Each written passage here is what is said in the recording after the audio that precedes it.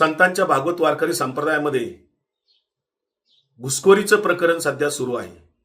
मनुवादी विचाराची, धर्मांध विचाराची, प्रतिगामी विचाराच्या लोकांनी घुसखोरी केलेली आहे। या संदर्भातली 20 नावं आम्ही पत्रकार परिषद घेऊन जाहीर केलेली आहेत।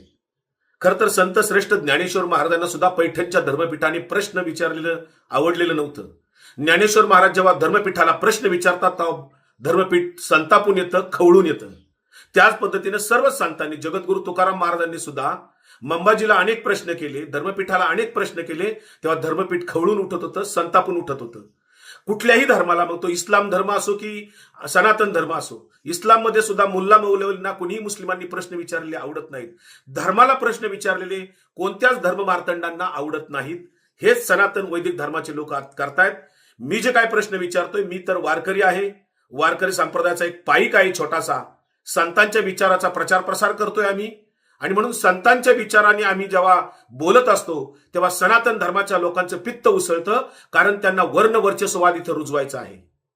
वर्णवर्चस्ववादमध्ये ब्राह्मण, क्षत्रिय, वैश्य, शूद्र ही परंपरा त्यांना परत इथे रुजवायची आहे। संतांचा रामकृष्ण हरिमंत्र पुसून तिथं जय श्रीराम मंत्र तिथं त्यांना रुजवायचा आहे। अशा या सनातन वैदिक धर्मातील घुसखोरांना आम्ही जाहीरपणे जाब विचारलाय, विचारत राहणार। मनुवादी लोकांना, धर्मांध लोकांना, प्रतिगामी विचाराच्या लोकांना संतांच्या विचारात आम्ही घुसखोरी करू देणार नाही, त्याचा आम्ही निषेध करतो। मला तुम्ही जीवे मारण्याच्या धमक्या देताय, धारकरी असतील, भास्करगिरी महाराजांचे, रामगिरी महाराजांचे लोक मला फोन करून 4 दिवस प्रचंड मानसिक त्रास होईल अशा पद्धतीचं वर्तन करतायत, घाणेरड्या शिव्या देतायत, जीवे मारण्याच्या धमक्या देतायत। माझ्या जीविताला, या धारकऱ्यांकडून आणि या सर्व अंधभक्तांकडून जीविताला धोका आहे, हे महाराष्ट्र शासनाने अधोरेखित करून ठेवावं।